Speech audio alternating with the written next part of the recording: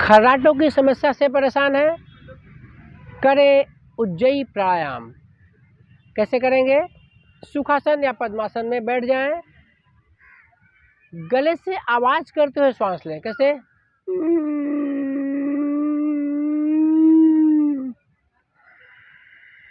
नाक से श्वास छोड़ें।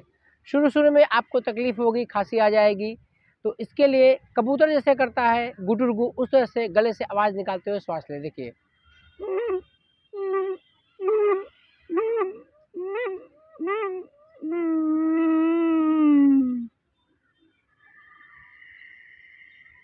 नाक से श्वास छोड़ दें।